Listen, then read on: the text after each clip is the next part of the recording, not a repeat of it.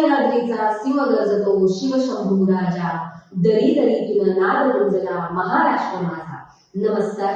इतिहासाच्या पानावर, रयतेच्या मनावर, मातीच्या कणांवर आणि विश्वासाच्या प्रमाणावर राज्य करणारा माझा राजा, राजा शिवछत्रपती, अशा या शिवछत्रपतीच्या पवित्र भूमीत जन्मलेली मी भाग्यवान स्त्री सौ संजना संजय जाधव, कोल्हापूर जिल्ह्यातील गडिंगची रहिवासी आहे आणि आपणासमोर विषय मांडतीये शिवरायांचा महाराष्ट्र आणि आजचा महाराष्ट्र. प्रतिमचंद्र लेखेव वर्धिष्णु विश्ववंदिता, शाह सुनो शिवशेषा, मुद्रा भद्राय राजते.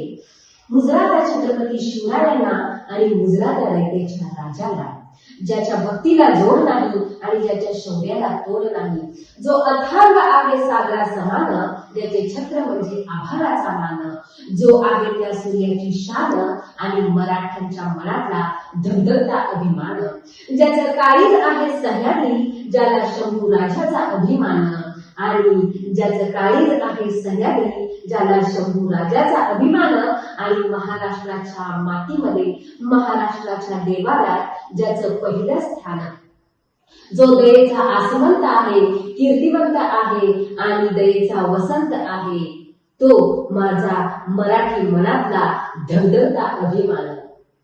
जिच्या कुशीमध्ये स्वराज्याचं देखणं स्वप्न उदयास आलं ते म्हणजे आमचे छत्रपती शिवाजीराजे. परमुद्रामध्ये राहून ज्यांनी स्वराज्याचं स्वप्न बघितलं ते म्हणजे स्वराज्य संकल्प शहाजीराजे भोसले, आणि जिच्या कुशीमध्ये स्वराज्याचं देखणं स्वप्न उदयास आलं ते म्हणजे त्या राष्ट्रमाता राजमाता जिजाऊ आई साहेब. आणि त्याने निर्माण केलेलं स्वराज्य ह्यातली फक्त 10 पटीने वाढवलं नाही, तर त्याचं संरक्षण सुद्धा केलं आणि ते 100 पटीने वाढवलं ते म्हणजे आमचे शंभू राजे.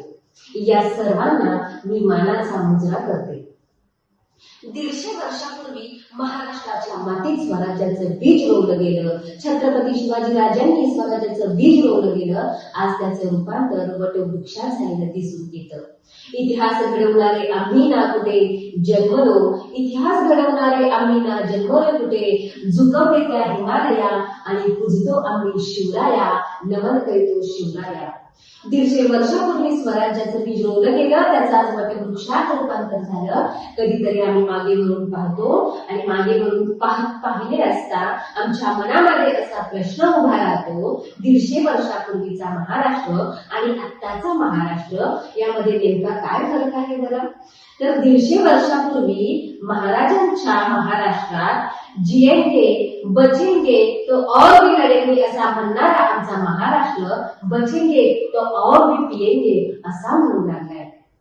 शिवरायांच्या आमच्या महाराष्ट्रात आमच्या हातात तलवार होती आणि आता आमच्या पोरांच्या हातात तलवार नाही तर सिगारेट यायला लागली आणि आमची पोरं सिगारेटला अशी दूर काढायला लागली. 150 वर्षापूर्वी घोड्यांच्या टापांच्या आवाजावरती थिरकणारा आमचा महाराष्ट्र आता घोड्यांच्या टापांच्या आवाजावर थिरकत नाही, कारण आमच्या पोरांना डीजे लावल्याशिवाय नाचताच येत नाही. कसा होता हो आमचा महाराष्ट्र? आमच्या महाराष्ट्रात रयतेचे राज्य होते, जातीपातीला स्थान नव्हते, स्त्रियांना मान होता, सन्मान होता आणि कर्तृत्वाला सुद्धा मान होता. परकीय स्त्रियांना, दुश्मनांच्या स्त्रियांना सुद्धा आदराची वागणूक दिली पाहिजे अशी माझ्या राजाची शिकवण होती. आणि शेतकऱ्याच्या शेतामध्ये, त्याच्या शेतामध्ये भाजीच्या देठालाही धक्का लावायचा नाही अशी कडक आज्ञा देणारा माझा महाराष्ट्र होता. गड किल्ल्यांच्या बाबतीत सांगायचं झालं तर गड किल्ल्यांना त्यांच्या संवर्धनासाठी, त्यांच्या संरक्षणासाठी भक्कम तटबंदी होती. असा होता आमचा महाराष्ट्र. काही दिवसापूर्वी सैराट नावाचा पिक्चर आला आणि या पिक्चरच्या नादामध्ये आमची पोरं सैराट झाली, झिंगाट होऊन नाचायला लागली. परंतु छत्रपती शिवरायांचं वेळ जर आमच्या पोराला लागलं तर आमची पोरं जर या छत्रपती शिवाजी महाराजांच्या विचारावर सैराट झाली आणि त्या विचारांवरती जर झिंगाट होऊन नाचायला लागली तर आमच्या पोरांच्या आयुष्यामध्ये कोणतीच कठीणता निर्माण होणार नाही असं मला इथं म्हणावंसं वाटतंय. खरं सांगू, कसा होता आमचा महाराष्ट्र? आमच्या महाराष्ट्रामध्ये, शिवरायांच्या महाराष्ट्रामध्ये शिवरायांनी सर्व धर्म समभावाची शिकवण दिली.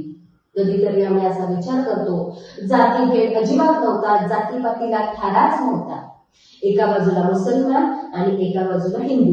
हिंदूंचा पवित्र सण आहे दीपावली आणि मुसलमानांचा पवित्र सण आहे रमजान. पण कधीतरी तुम्ही बघितलंय का हो, कधीतरी निघून बघा, हिंदूंचा जो पवित्र सण आहे दीपावली, त्या दीपावलीतली शेवटची 3 अक्षरं घेतली असता अली हा शब्द तयार होतो आणि मुसलमानांचा हा अली घेतल्याशिवाय आमच्या हिंदूंची दीपावलीच साजरी होत नाही. आणि दीपावली मधला हिंदूंची जी दीपावली आहे त्याचा अली हा शब्द आपण घेतला तर त्याच पद्धतीने आपण मुसलमानांचा रमजान हा शब्द घेतल्यानंतर रमजान मध्ये पहिली 3 अक्षर घेतल्यानंतर राम हा शब्द तयार होतो. मग हा हिंदूंचा राम घेतल्याशिवाय मुसलमानांचा रमजानच साजरा होत नाही. आणि आपण मात्र उगाच राम नवीनच्या नावाखाली भांडत बसतो, उगाच आपण तंडत बसतो आणि संघर्ष करत बसतो.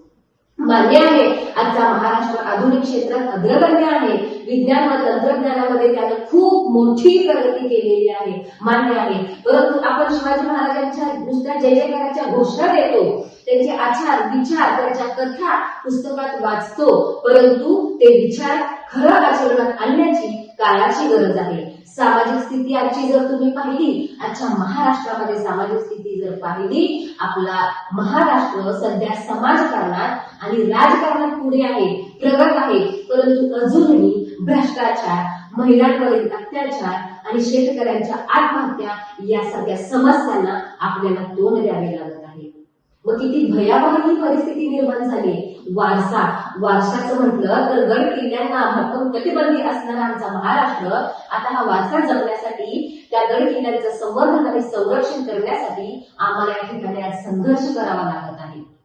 थोडक्यात सांगायचं तर काय, यातून निष्कर्ष काय निघतो तर छत्रपती शिवाजी महाराजांनी काय केलं तर छत्रपती शिवाजी महाराजांनी स्वराज्याचं बीज रोवलं, परंतु ते आपल्याला जपणं गरजेचं आहे. आणि सध्याच्या काळात शिस्तीची, न्यायाची आणि नैतिकतेची जबाबदारी आपण कुठेतरी पेलवली पाहिजे. छत्रपती शिवाजी महाराज हे नाव, त्यांचे विचार हे फक्त इतिहासात वाचण्याचे नाव नसून ते आचरणात आणण्याचे विचार आहेत. आणि एक जरी आपण छत्रपती शिवाजी महाराजांचा विचार अंगीकारला तर आपला महाराष्ट्र सुवर्ण महाराष्ट्र झाल्याशिवाय राहणार नाही. म्हणून शेवटी जाता जाता एवढेच म्हणावेसे वाटते, आले किती गेले किती उडून गेले भरारा, आले किती गेले किती उडून गेले भरारा, संपला नाही आणि संपणारही नाही माझ्या शिवांचा दरारा, माझ्या शिवांचा दरारा.